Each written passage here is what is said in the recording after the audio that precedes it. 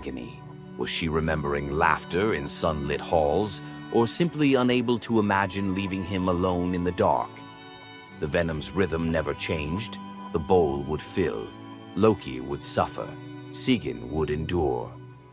In the hush that followed each scream, a question lingered, one that neither gods nor mortals could answer. Love in the dark was never simple. While the gods turned away, Sigyn remained, her presence reshaping the meaning of Loki's punishment. His betrayals had echoed through Asgard, yet her loyalty was a force the gods never expected. The Eddas offer no window into Sigyn's thoughts, recording only her actions. Blistered hands, a steady bowl, venom caught before it could sear flesh. This silence leaves space for us to wonder. Was it love that held her there, or a deeper sense of duty, something older and more enduring than the gods' own laws? Loki, once the master of deception, now depended on the mercy of the one he had so often left in the shadows. When the bowl overflowed and Sigyn turned away, each drip crept like fire through him, twisting his features in agony. His eyes, when they met hers, flickered with both gratitude and resentment. He needed her, but the venom's torment mingled need with bitterness. Still, Sigyn returned every time, catching the next drop before it could fall. The myths do not say what passed between them in those moments, only that she stayed, her resolve unbroken. Scholars often call Sigyn the embodiment of loyalty, the ultimate symbol of spousal devotion. Yet, her sacrifice was more than an act of love. It was a quiet rebellion. By kneeling in the cavern, she defied the gods' vision of justice. Odin had crafted Loki's punishment to be absolute, to break him alone in the dark. Sigyn's refusal to abandon her husband became a shield, her presence a silent protest that denied the gods complete victory. The Eddas never assign her a motive, leaving modern readers to fill the silence with their own questions and interpretations. Was her endurance an act of compassion, or a challenge to the order imposed by the gods? Each drip marked the passage of time, each bowlful a measure of suffering and steadfastness. Loki's laughter, once quick and sharp, faded into broken gasps. His words, sometimes curses, sometimes pleas, found no purchase. Sigyn's hands grew raw and ruined, but she did not falter. The cycle of pain and mercy continued, unbroken. In the end, it was not just Loki who endured the gods' punishment. Sigyn's vigil transformed it, turning isolation into a shared ordeal. In the darkness, her silent defiance and unwavering love became part of the myth, a testament to the power of presence, even when the world has turned away.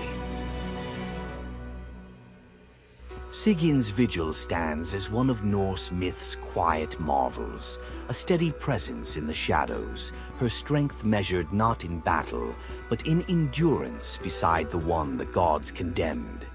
As Loki writhed beneath the venom's relentless burn, Sigyn's hands never wavered. The Eddas remember her not for words or deeds of glory, but for the silent rhythm of her care. Her story reminds us that sometimes love endures in darkness. Sigyn's vigil continues until the twilight of the gods, Ragnarok, whenever that may come. Would you have stayed? If Sigyn's silent strength moved you, let us know in the comments or share your favorite Norse hero below. Thor, the thunder god, woke up to find his greatest nightmare had come true. Mjolnir, his mighty hammer that could level mountains and control lightning itself, was gone. Without it, the thunder god was powerless, vulnerable, and mocked. The weapon that defined his very identity as protector of Asgard had vanished without a trace. But what happened next would humiliate him more than any defeat in battle. To get his hammer back, Thor would have to do something that went against every fiber of his warrior identity. You won't believe the disguise he ends up in. It all began on what should have been an ordinary morning in Asgard. Picture Thor reaching for the leather grip that had been at his side for countless centuries, his fingers closing around nothing but empty air. The spot where Mjolnir should rest felt cold and wrong, like a missing tooth that your tongue keeps finding. Thor's morning routine, as predictable as sunrise over Asgard's golden halls, shattered in that single moment of realization.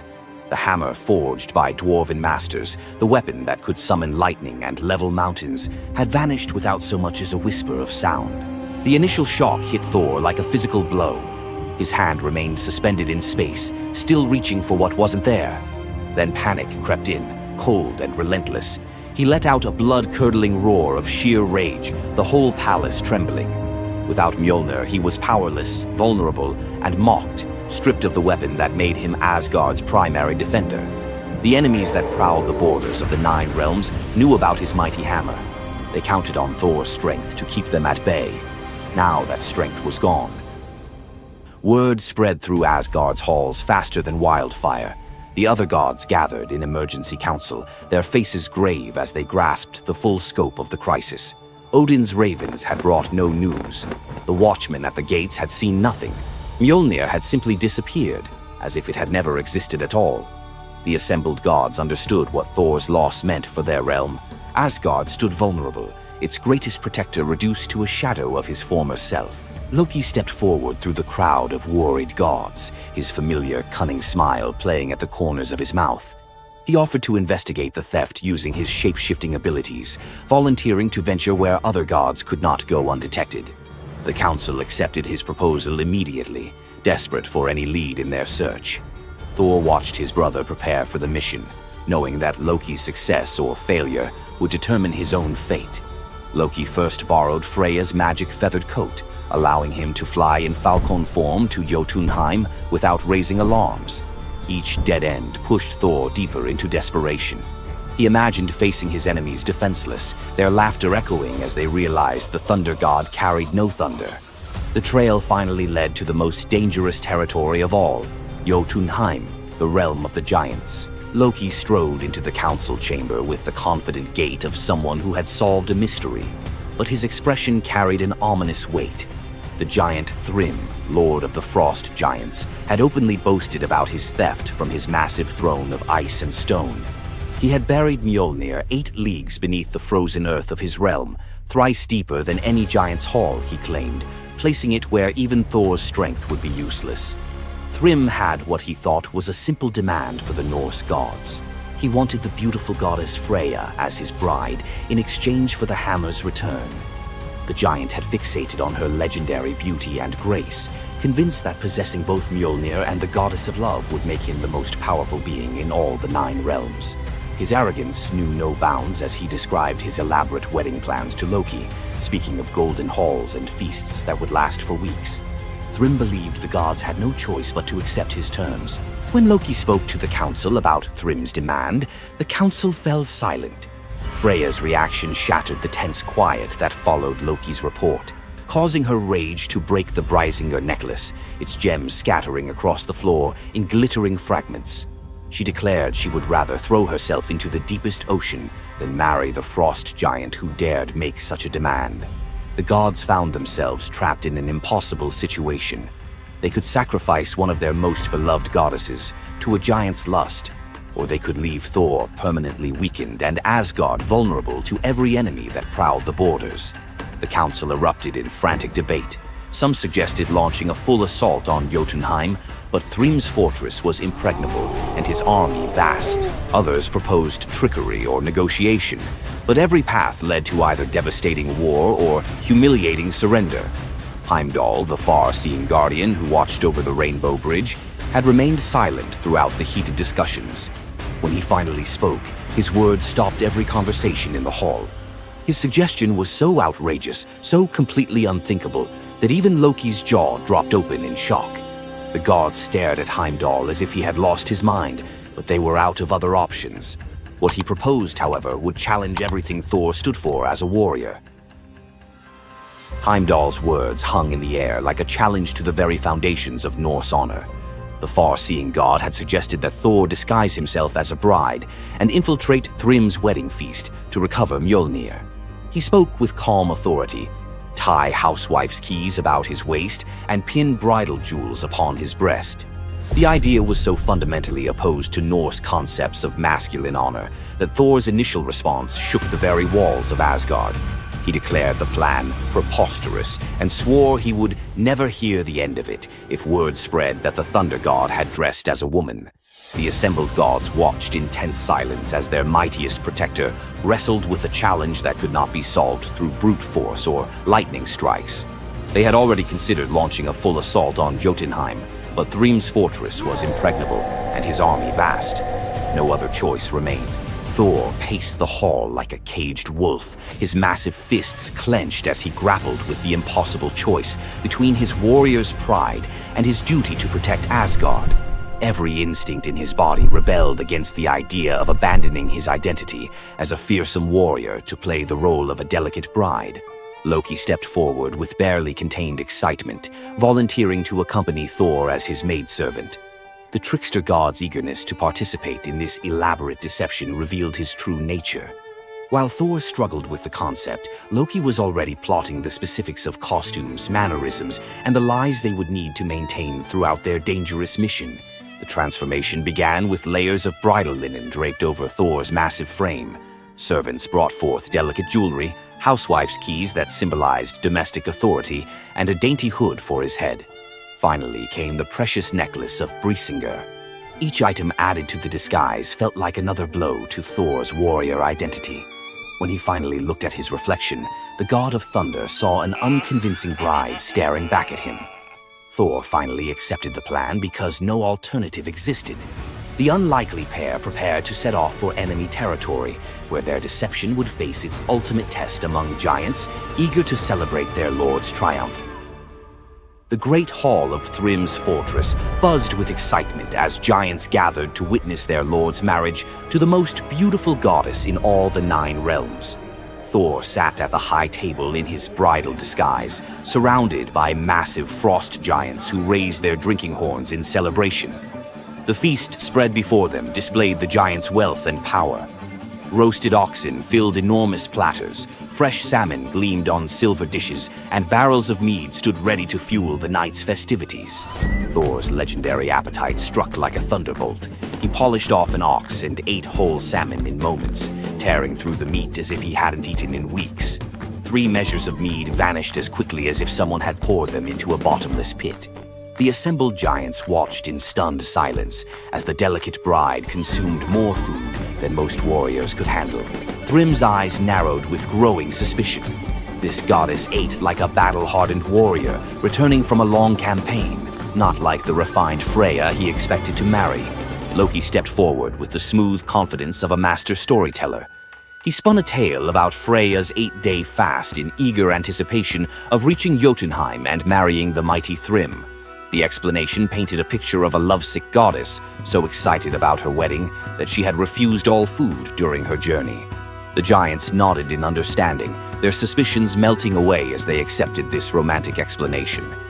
Thrym felt honored by such devotion and relaxed completely, his doubts vanishing. Beneath his bridal veil, Thor's rage simmered like molten metal ready to explode. Every moment at the feast brought new challenges as he struggled to maintain feminine mannerisms while surrounded by his enemies. His massive hands shook with barely controlled fury as he watched the giants celebrate what they believed was their victory over Asgard. The critical moment finally arrived. Thrym commanded his servants to bring Mjolnir forth, the very moment Thor had trained his eyes on since dawn. The servants placed the legendary weapon before the disguised bride as part of the traditional ceremony.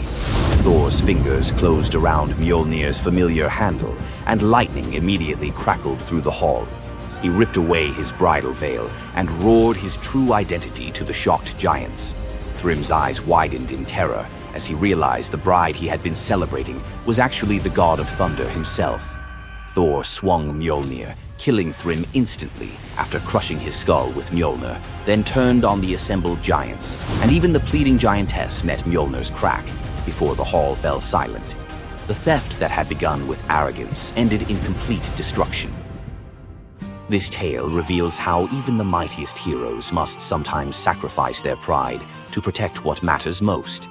Back in Asgard, the Aesir never spoke of the bearded bride again, though a few still hide a smirk when Thor raises Mjolnir. And we end this story with a very valuable lesson. Never steal Thor's hammer. And if you're going to, don't make him dress like a woman.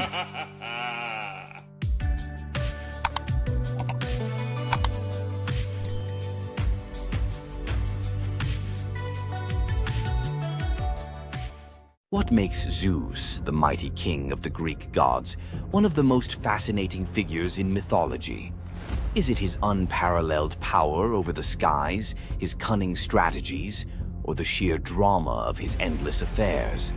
While his tales are legendary, there's one story that stands out: the epic battle that earned Zeus his throne, the Titanomachy.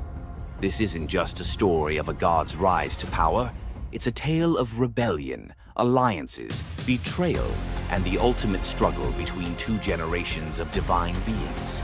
Stay with us as we dive into the myth of the Titanomachy, Zeus's role in overthrowing the Titans, and the secrets that shaped his reign. Before Zeus became the king of the gods, his father, Cronus, ruled the cosmos. Cronus was the youngest of the Titans, a race of primordial deities born of Uranus, the sky, and Gaia, the earth. The Titans were immensely powerful, but also deeply flawed. Cronus had gained power by overthrowing his own father, Uranus, in a brutal act of betrayal. But just as Cronus had betrayed his father, a prophecy loomed over him, warning that one of his own children would overthrow him.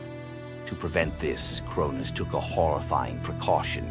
He swallowed each of his children as they were born, imprisoning them in his stomach for eternity. But Gaia, the ever-watchful mother of the gods, wasn't about to let this happen again. When Rhea, Cronus's wife, gave birth to Zeus, Gaia devised a plan. Rhea tricked Cronus by handing him a stone wrapped in swaddling clothes, which he swallowed, believing it was his newborn son.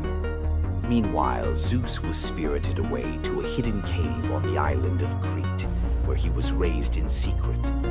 Zeus grew up under the care of nymphs and a goat named Amalthea, who nourished him with her milk. As he matured, Zeus learned of his father's tyranny and vowed to free his siblings and challenge Cronus's rule. Zeus couldn't take on Cronus and the Titans alone. He needed allies. His first move was to rescue his siblings trapped inside Cronus.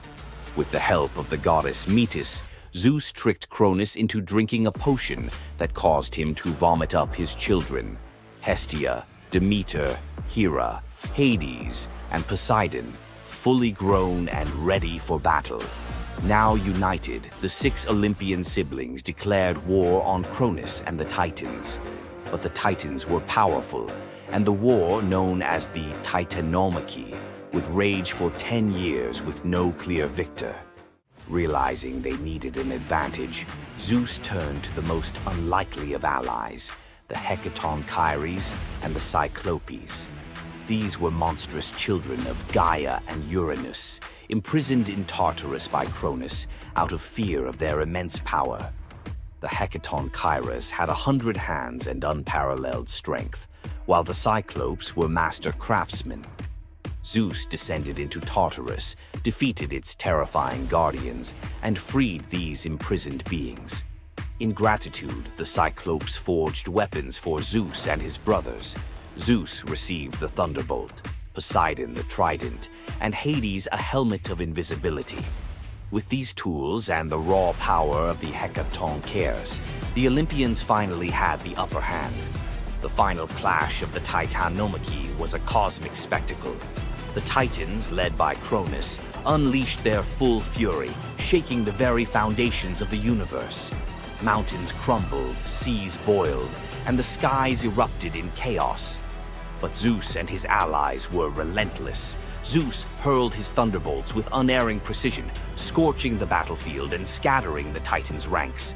Poseidon unleashed massive earthquakes, and Hades used his helmet of invisibility to sow confusion among their enemies.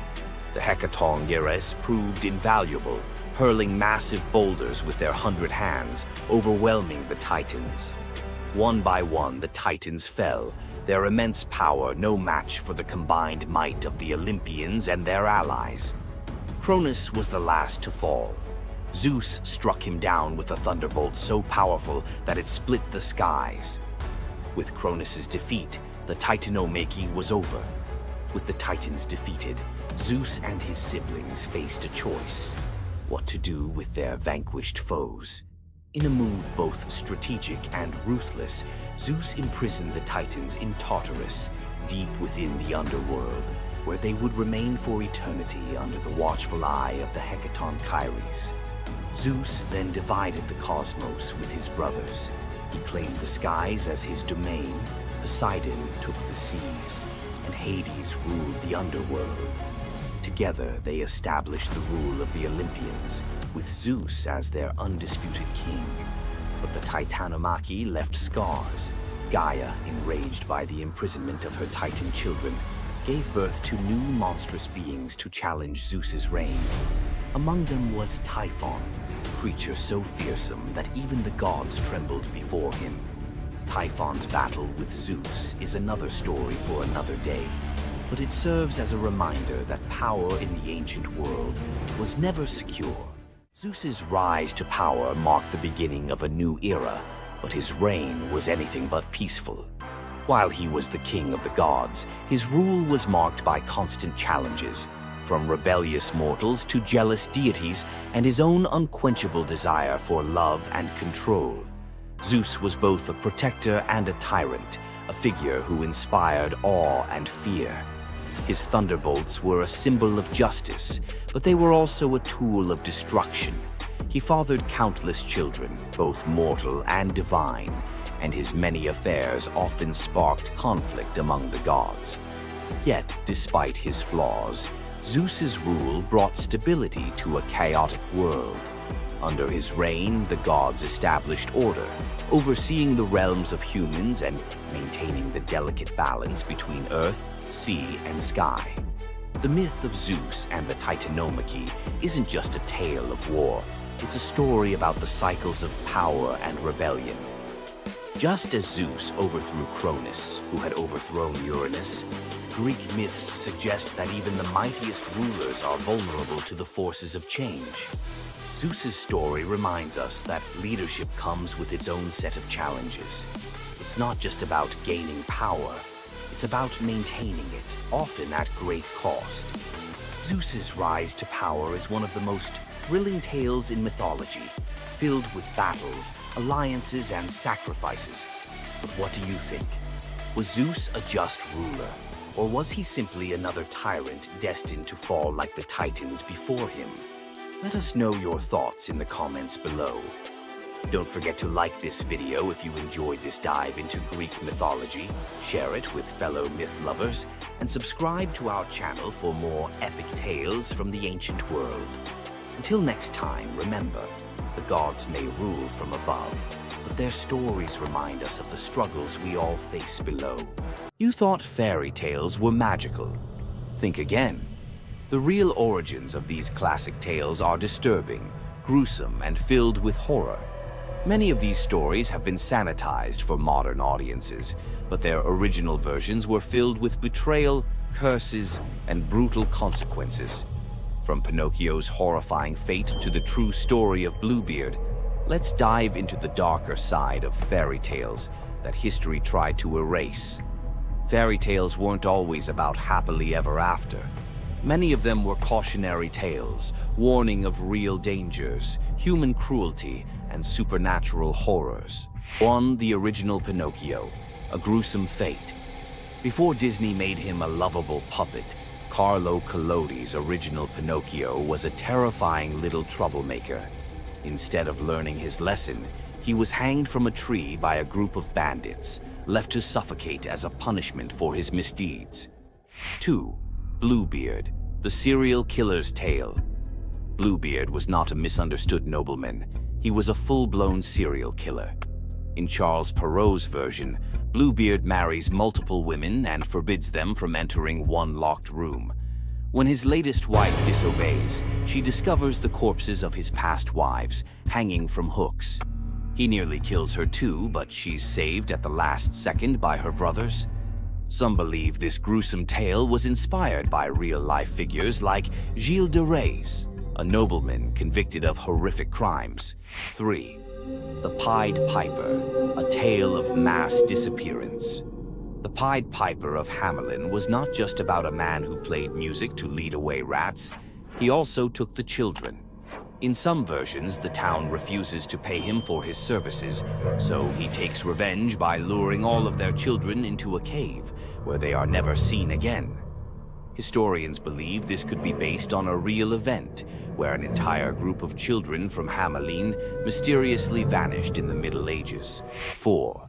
Rumpelstiltskin, a vengeful trickster. In the original versions of Rumpelstiltskin, when the young queen guesses his name, he doesn't just leave. He flies into a rage so intense that he tears himself in half. In some versions, he stomps on the ground in fury, falling into a pit and disappearing forever.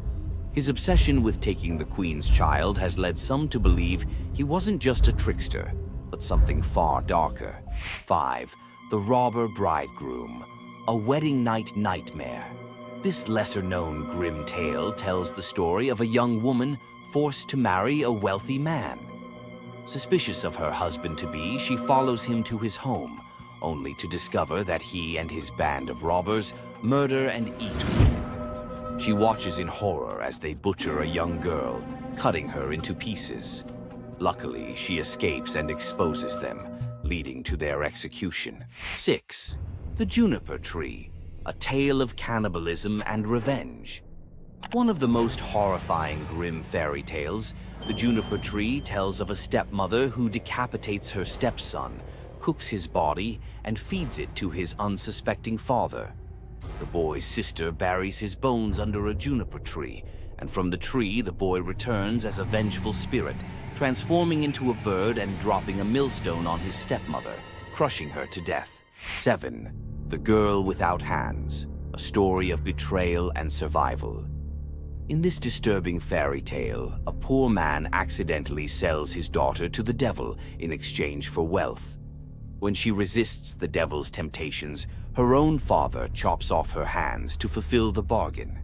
Eventually, she escapes, gains magical silver hands, and finds a happier fate, but not before enduring unimaginable suffering. Why were these stories so disturbing? Fairy tales weren't just for children. They were warnings, morality lessons, and sometimes outright horror stories meant to instill fear and obedience. Over time, many of them were altered, softened, or rewritten to make them more acceptable. Which of these dark fairy tales shocked you the most? Want to uncover more forgotten stories and chilling legends? Subscribe now and dive into the forgotten history of fairy tales. What would you do if you gave up everything for love, only to be betrayed by the one you trusted most? In the Greek myth of Medea, love led to ultimate revenge, and the consequences were deadly. Let's dive into this tragic tale. Medea, a sorceress of immense power, fell in love with Jason, the leader of the Argonauts, when he came to her homeland seeking help.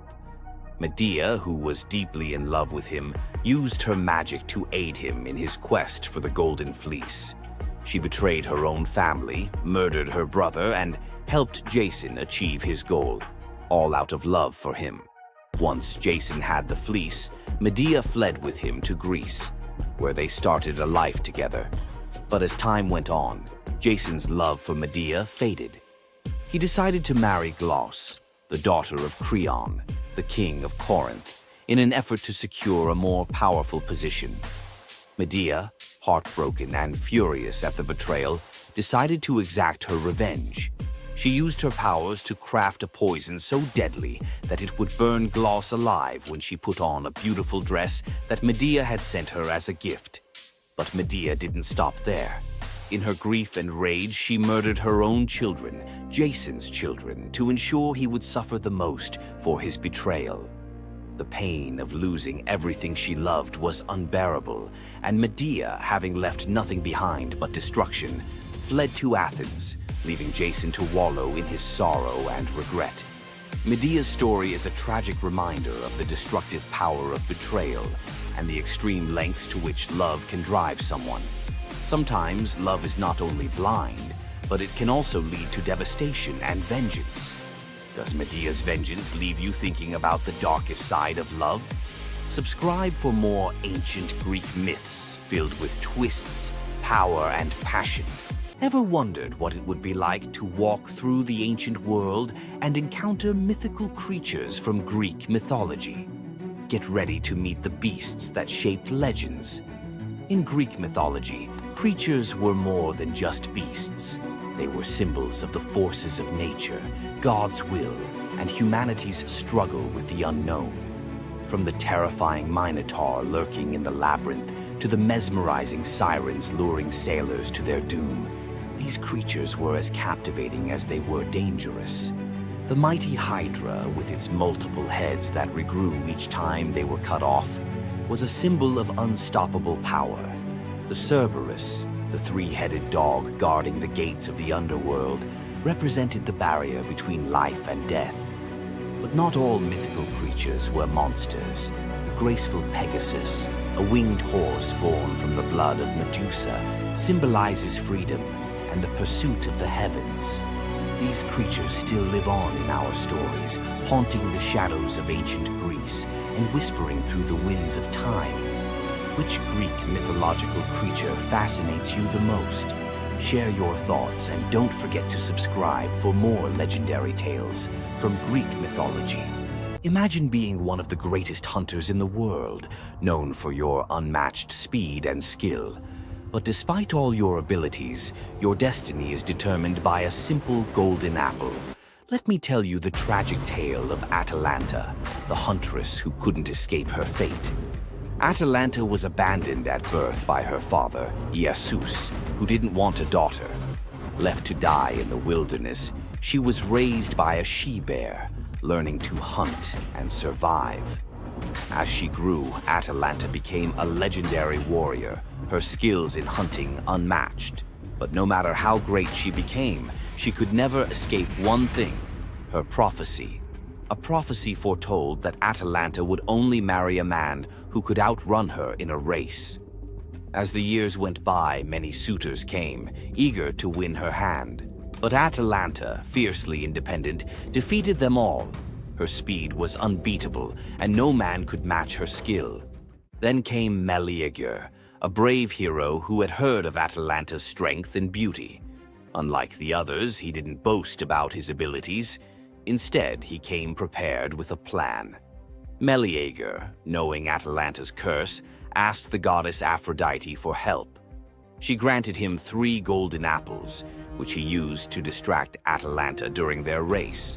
As Atalanta raced ahead, confident of her victory, Meleager tossed the apples one by one in her path. The golden apples were so beautiful, they distracted Atalanta just enough to slow her down. In the end, Meleager won the race, and Atalanta was forced to marry him, despite her reluctance to give up her independence.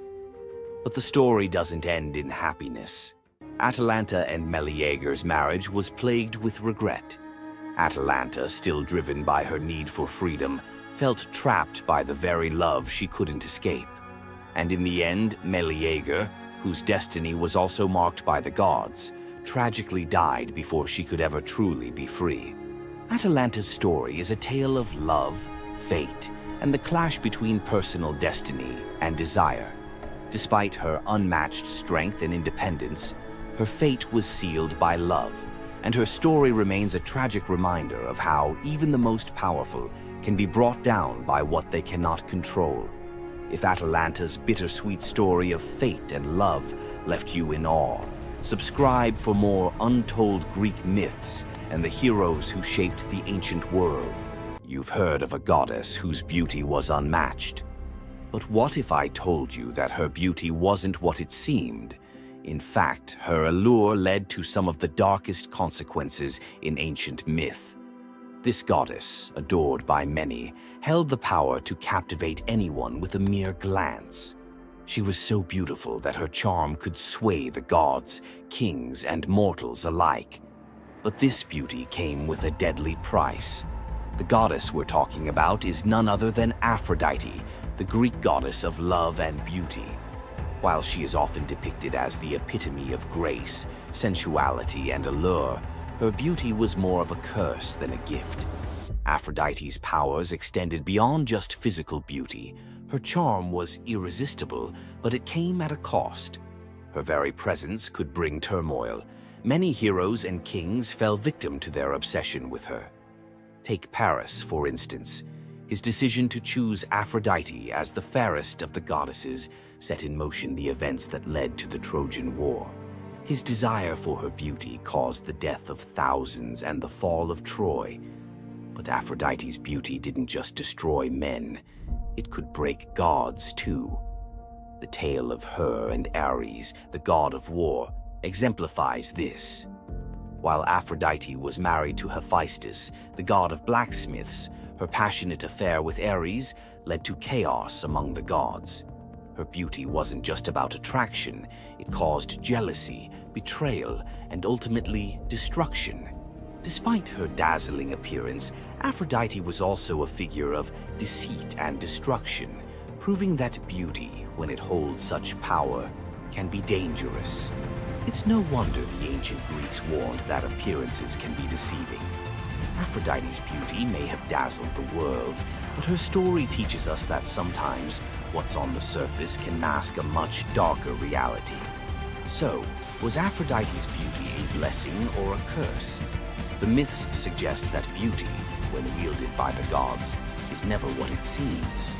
If you want to uncover more hidden truths about gods and goddesses from the ancient world, hit that subscribe button. There's so much more to explore in these captivating stories of the past. Imagine having a wish so powerful that everything you touch turns to gold. Sounds like a dream, right? But for King Midas, this dream turned into a nightmare. Let's dive into his tragic story. Once upon a time, King Midas ruled over a prosperous kingdom known for his wealth and opulence. But Midas wasn't just content with riches. He wanted more. He wished for the ability to turn anything he touched into gold. One day, the god Dionysus appeared before him and, impressed by Midas's devotion, granted him the wish. At first, Midas was overjoyed. Everything he touched, his food, his treasures, his furniture, transformed into gold. His wealth grew beyond imagination, and his joy knew no bounds. But soon, Midas realized the curse of his wish. He touched a rose, gold. He touched his food, gold. Desperate for a meal, he tried to drink water, gold. In horror, Midas realized that even his daughter, whom he loved dearly, turned into a lifeless golden statue when he touched her. Furious with the consequences of his greed, Midas begged Dionysus for mercy. The god, seeing the king's suffering, told him to wash in the river Pactolus. And in that moment, Midas's golden touch was taken away. The river's waters, now imbued with Midas's curse, carried gold downstream, forever tainting the land. King Midas's story is a reminder that greed often blinds us to the consequences of our desires. His once prized gift became his greatest curse, teaching us that not all treasures are worth the price. If King Midas's tale of power and greed left you thinking, make sure to subscribe for more epic Greek myths and their timeless lessons. Stay tuned for more stories of fate, love, and the gods' wrath. Imagine a woman so terrifying that a single glance from her could turn anyone into stone. Medusa, a name that echoes through history as a monster, a villain, and a symbol of pure horror. But what if everything you thought you knew about her was wrong? Medusa wasn't always a monster. Her story is one of betrayal, injustice, and a curse she never deserved. She wasn't born a villain. She was made into one by the gods themselves. But even as a victim, she found a way to turn her tragedy into power. Today, we'll unravel the myth of Medusa and discover the deeper truth behind her story. From her tragic origins to her transformation into a feared Gorgon, to her epic confrontation with Perseus. This is the tale of Medusa like you've never heard it before, Long before the snakes, before the curse, Medusa was a mortal woman of extraordinary beauty. She wasn't born a monster.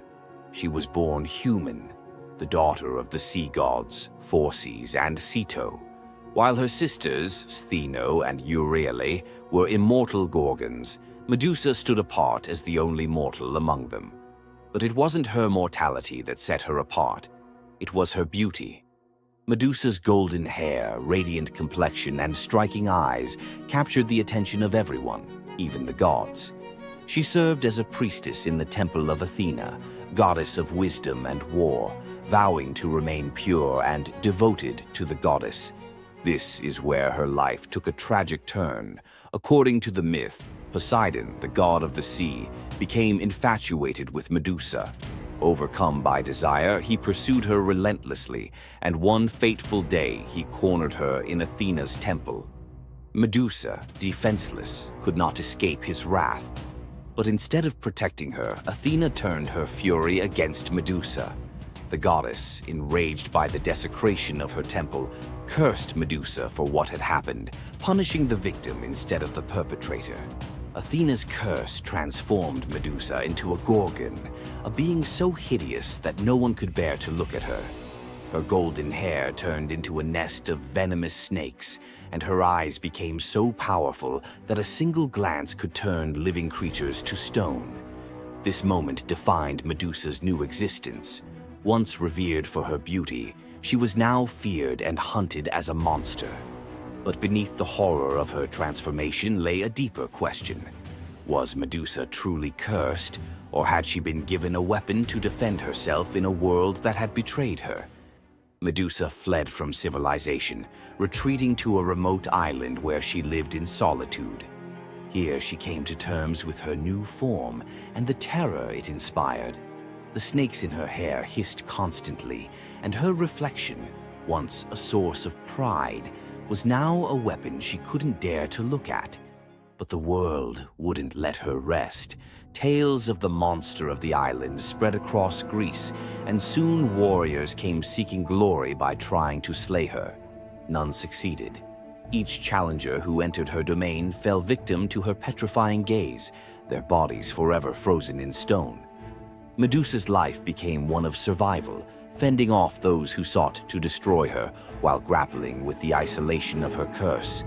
She was trapped in a cycle of violence she didn't choose, but couldn't escape. As the years passed, Medusa's story became twisted. In the eyes of mortals, she was no longer the victim of a cruel curse, but a monster to be feared. The tragic young woman was lost to legend, replaced by the image of a terrifying villain. Enter Perseus, a young demigod with a destiny to fulfill. Tasked with bringing back Medusa's head as proof of his strength, Perseus embarked on a perilous journey to find her. But unlike the warriors before him, Perseus wasn't relying solely on his skill. He had the favor of the gods. Athena and Hermes provided Perseus with gifts to help him on his quest. Winged sandals to fly, a reflective shield to avoid Medusa's gaze, and a sword sharp enough to cut through anything. Most importantly, he was given a magical bag to safely carry her severed head. Perseus's journey to Medusa's lair was filled with danger, but none compared to the final challenge, facing the Gorgon herself. When Perseus arrived, Medusa was sleeping.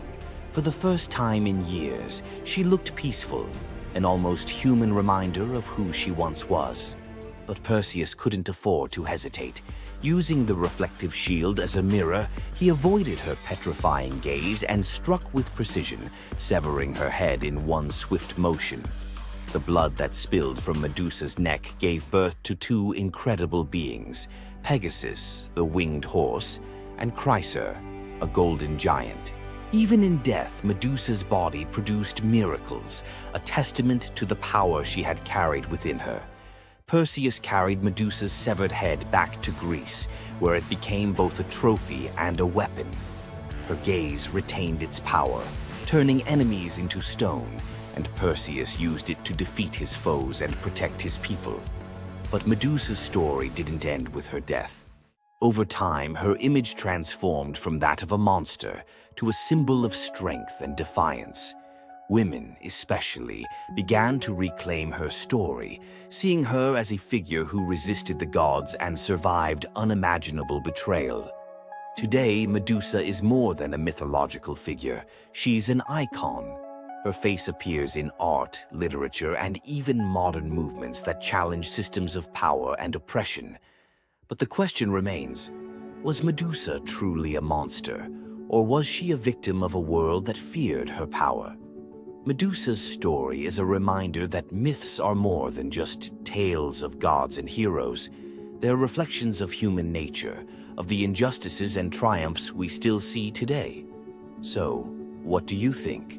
Was Medusa a villain, or was she a misunderstood symbol of resilience? Leave your thoughts in the comments. Give this video a like if you found her story as fascinating as we did. And don't forget to subscribe to the channel for more deep dives into the myths and legends that continue to shape our world. Until next time, keep questioning, keep exploring, and keep looking beyond the surface. We all know Zeus, king of the gods, whose power seems absolute. But there's an ancient force even he won't cross. This is the story of how Zeus was humbled by the goddess of night herself, Nyx. Long before Zeus, there were primordial gods who were the universe's core forces. The most powerful was Nyx. Born from chaos, she is the night. Her domain is the inescapable shadow that falls over the world, and her children are forces like Hypnos, god of sleep, and Thanatos, god of death. Our story starts during the Trojan War. A furious Hera wanted to help the Greeks against Zeus's orders. To do it, she needed Zeus asleep. She went to Nyx's son, Hypnos, with an irresistible offer: put the king of the gods into a deep slumber. Hypnos was terrified. He'd helped Hera once before, and when Zeus woke up, his rage was legendary. He hunted Hypnos, ready to hurl him into the sea. The desperate god of sleep fled to his mother, Nyx. When Zeus arrived, he stopped dead. Unwilling to offend the ancient knight, he retreated. Despite the memory, Hera's new offer was too good to pass up. Hypnos put Zeus to sleep, and Hera got her wish. But this story from Homer's Iliad isn't about the trick. It reveals Zeus's deep, reverent fear of offending night. Nyx's power isn't about force. It's her very essence, a cosmic order he dared not challenge. The clash between Zeus and Nyx wasn't a battle of thunder and shadow, but of authority versus primordial power. Nyx's presence alone was enough to remind Zeus that even he has limits. The brilliant order of the day must always give way to the profound mystery of the night. If you enjoyed this trip into mythology's shadows, like this video and subscribe for more. Comment below on which primordial deity you want to see next. Centaurs, half man, half horse, heroes or savages? Think you know the full story? Wait until you uncover the darker side of these iconic creatures. Watch till the end to discover what ancient myths don't tell you about the centaurs. In Greek mythology, centaurs were seen as both wild and noble beings. They were often depicted as powerful warriors, famous for their strength and skill in battle. But what if the truth behind them was far more sinister than anyone imagined? While some centaurs, like Chiron, were revered for their wisdom and kindness, many others were violent, uncontrollable creatures. These savage centaurs were known for their drunken brawls and uncontrollable rage. The most infamous event? The Battle of the Lapiths and Centaurs, where they fought against the Lapiths during a wedding feast, leading to a massacre of both men and women. Their brutal behavior was more than just a mythological tale. It symbolized the chaos that could occur when civilization collided with the wild, untamed forces of nature. But why did the Greeks depict centaurs this way? Was it a cautionary tale about the dangers of unchecked power and savagery, or a deeper reflection on humanity's struggle between reason and instinct? The darker truth behind the centaur myth might just hold the key to understanding the wild, primal side of ancient Greek culture. Centaurs are more than just mythical beasts. They represent the conflict within us all. If you're fascinated by the hidden truths of ancient myths, don't forget to subscribe for more dark stories from Greek mythology. Every Monday you log on. Every quarter you hit your targets. Every year you get a new set of KPIs, and every time the boulder rolls right back down the mountain. You feel trapped in a cycle of meaningless repetition. You call it the 9-to-5 grind. The ancient Greeks called it Sisyphus. Sisyphus was not a hero. He was a master manipulator, the most cunning king in all of Greece. He betrayed Zeus to a river god just to get a freshwater spring for his city. But his masterpiece of arrogance? He cheated death itself. When Thanatos, the personification of death, came for him, Sisyphus tricked him, binding him in chains. For days, the world was thrown into chaos. No one could die. Warriors fought endlessly without consequence. The natural order collapsed. The gods finally intervened, freeing Thanatos and dragging Sisyphus to the underworld. But even here, Sisyphus had one last trick. He convinced Hades to let him return to the surface for just one day to punish his wife for not giving him a proper burial. Of course, he never returned. The gods, finally done with his games, devised a punishment that perfectly matched his crime: eternal, meaningless effort. Sisyphus was condemned to push a massive boulder up a steep hill. He would strain, fight, and claw his way to the summit, only for the weight of the universe to drag the rock back down the moment he reached the top. It's the ultimate metaphor for the modern corporate world. You spend 3 months pushing a quarterly report. You reach the summit. You celebrate. Then the boulder rolls down, and the next quarter begins. The goal is never achieved. The progress is an illusion. You are Sisyphus. But here is the revolutionary twist, the secret that transforms the myth.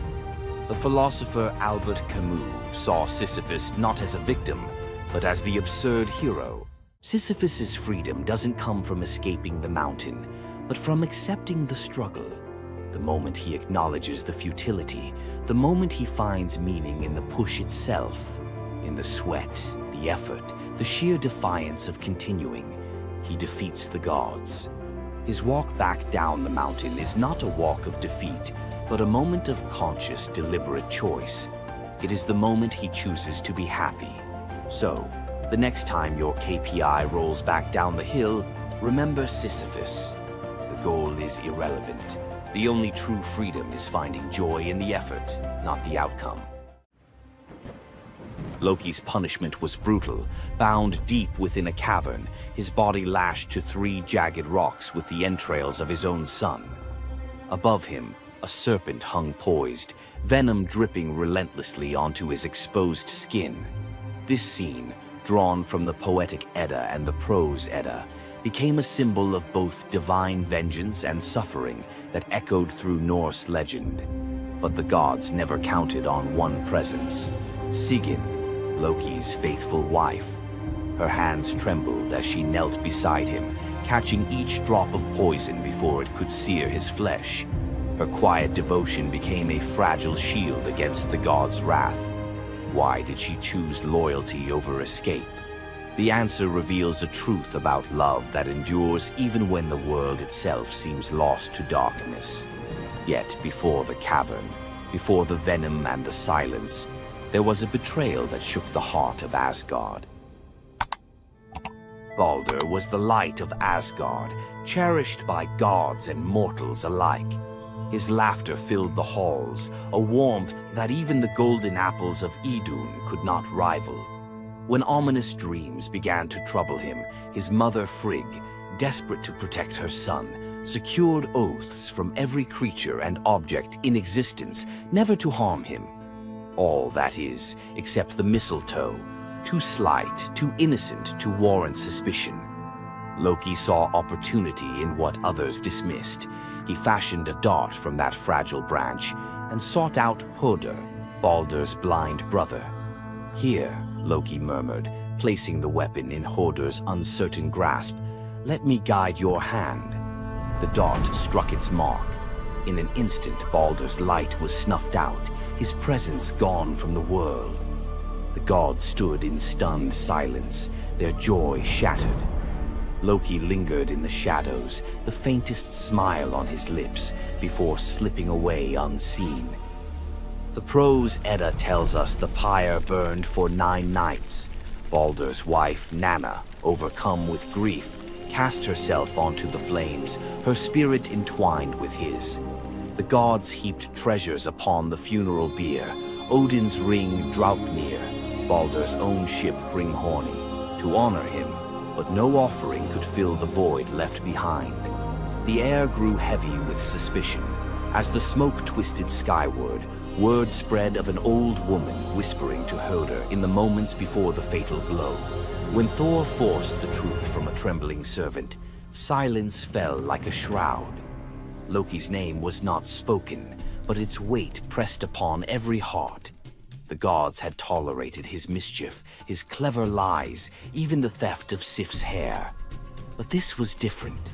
The poetic Edda names him plainly: Loki, the guileful who brought it about, from which all misfortune came. Odin convened the gods to pass judgment. No mead flowed, no boasts rang out. The All-Father's single eye burned cold as he named Loki Oathbreaker and Kinslayer. Weapons gleamed in restless hands. Even gentle Friar's fingers tightened around his sword. Loki understood the god's fury. He fled Asgard, his mind racing with schemes. As told in the prose Edda, he built a lodge in the mountains, doors on every side, always watching for his pursuers. Still, he could not outrun their vengeance. Odin's gaze found him, even in hiding.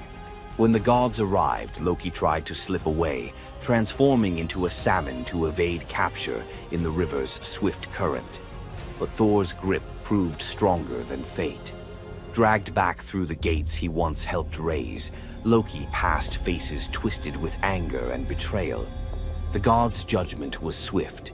The path ahead led not to mercy, but to a place where pain and silence waited in the damp and the dark. They forced Loki into the heart of the earth, a cavern where the air pressed cold and heavy, and every sound echoed off stone walls, slick with damp. Water dripped steadily from above, each drop magnifying the hush that settled over the gods as they set to their grim task. The stench of venom lingered, sharp and persistent, mingling with the iron tang of old blood. Odin's single eye caught the flicker of Skadi's movement. A silent nod passed between them, sealing what would come next. 3 massive boulders, freshly gouged with holes, stood ready. The gods had not brought chains or rope. Instead, they made Loki's punishment a reflection of his own chaos. The prose: Edda tells us they transformed one son, Vali, into a wolf who slew his brother, Nari. With the entrails of Nari turned to iron by the god's will, they bound Loki fast, wrists, neck, thighs, and ankles locked tight against the unyielding stone. As the Völuspá declares, with the guts of his ice-cold son, the killer is bound. Each knot and twist was deliberate, a reminder that his own blood now held him captive. The weight of the rocks pressed into his flesh, a constant ache that would never fade. Skadi stepped forward, her presence sharp as frost. In her hands, a serpent writhed, its fangs gleaming. She fixed the creature to a stalactite directly above Loki's face. "For Balder," she said, her voice steady and cold. The serpent's jaws parted, and a bead of venom gathered at its tip. It hung for a moment, then fell.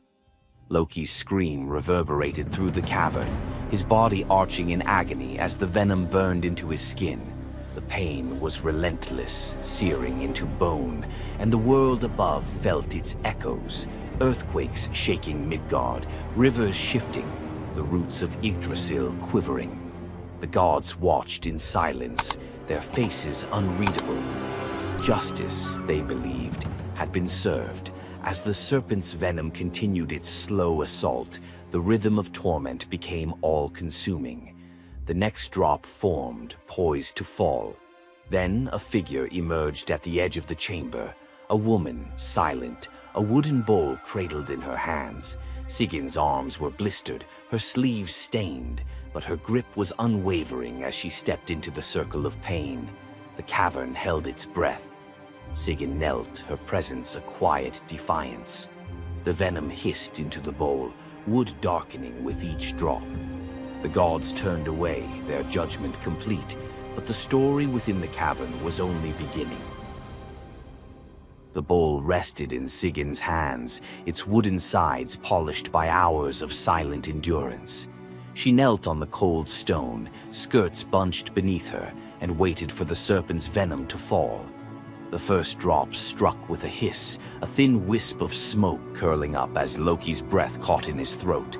She kept her gaze fixed on the bowl, her resolve anchored by the rhythm of her task. Time unraveled in the cavern, marked only by the relentless cadence of the venom. Drip, catch. The liquid sizzled as it struck the wood, the heat seeping through Sigyn's calloused palms. Each shift of her grip was subtle, a quiet adjustment to keep the bowl steady as her arms ached. Above, the serpent's shadow twisted over the stone, its coils unmoving, its venom gathering in slow, deliberate drops. Loki whimpered, bracing for pain that had become his constant companion. The sound of his dread was sharper than his cries. The air hung heavy with the stench of scorched flesh and the metallic sting of poison. The darkness pressed in, broken only by the faint glimmer of Sigyn's tears as they mixed with venom in the bowl, each drop a testament to her resolve. The silence between drops was punctuated by Loki's ragged breaths and the distant echo of water dripping from the cavern walls. Sigyn's world narrowed to the weight in her arms and the threat above. The bowl filled, the venom rising perilously close to the rim. Sigyn's muscles trembled, but she did not let her grip falter. When at last the bowl brimmed, she had no choice but to turn away. In that brief moment, as she emptied the venom onto the rocks, Loki's body convulsed, his scream raw and unrestrained. The poison ate into the stone, leaving blackened scars as Sigyn hurried to wipe the bowl clean and return to her vigil. For time beyond reckoning, Sigyn remained. The myth offers no window into her thoughts, only the image of her kneeling, unwavering as Loki's mind splintered under the weight of his agony. Was she remembering laughter in sunlit halls, or simply unable to imagine leaving him alone in the dark? The venom's rhythm never changed. The bowl would fill. Loki would suffer. Sigyn would endure. In the hush that followed each scream, a question lingered, one that neither gods nor mortals could answer. Love in the dark was never simple. While the gods turned away, Sigyn remained, her presence reshaping the meaning of Loki's punishment. His betrayals had echoed through Asgard, yet her loyalty was a force the gods never expected. The Eddas offer no window into Sigyn's thoughts, recording only her actions. Blistered hands, a steady bowl, venom caught before it could sear flesh. This silence leaves space for us to wonder. Was it love that held her there, or a deeper sense of duty, something older and more enduring than the gods' own laws? Loki, once the master of deception, now depended on the mercy of the one he had so often left in the shadows. When the bowl overflowed and Sigyn turned away, each drip crept like fire through him, twisting his features in agony. His eyes, when they met hers, flickered with both gratitude and resentment. He needed her, but the venom's torment mingled need with bitterness. Still, Sigyn returned every time, catching the next drop before it could fall. The myths do not say what passed between them in those moments, only that she stayed, her resolve unbroken. Scholars often call Sigyn the embodiment of loyalty, the ultimate symbol of spousal devotion. Yet, her sacrifice was more than an act of love. It was a quiet rebellion. By kneeling in the cavern, she defied the gods' vision of justice. Odin had crafted Loki's punishment to be absolute, to break him alone in the dark. Sigyn's refusal to abandon her husband became a shield, her presence a silent protest that denied the gods complete victory. The Eddas never assign her a motive, leaving modern readers to fill the silence with their own questions and interpretations. Was her endurance an act of compassion, or a challenge to the order imposed by the gods? Each drip marked the passage of time, each bowlful a measure of suffering and steadfastness. Loki's laughter, once quick and sharp, faded into broken gasps.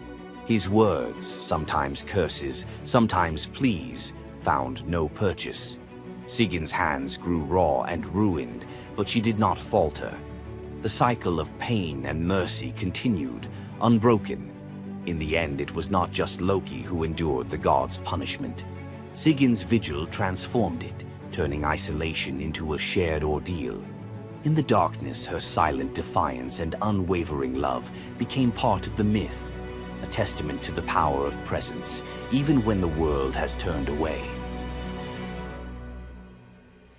Sigyn's vigil stands as one of Norse myth's quiet marvels, a steady presence in the shadows, her strength measured not in battle, but in endurance beside the one the gods condemned. As Loki writhed beneath the venom's relentless burn, Sigyn's hands never wavered. The Eddas remember her not for words or deeds of glory, but for the silent rhythm of her care. Her story reminds us that sometimes love endures in darkness.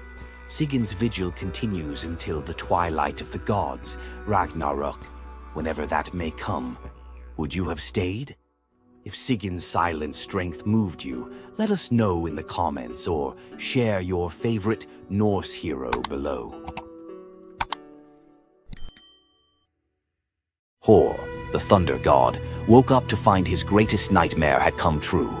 Mjolnir, his mighty hammer that could level mountains and control lightning itself, was gone. Without it, the thunder god was powerless, vulnerable, and mocked. The weapon that defined his very identity as protector of Asgard had vanished without a trace. But what happened next would humiliate him more than any defeat in battle. To get his hammer back, Thor would have to do something that went against every fiber of his warrior identity.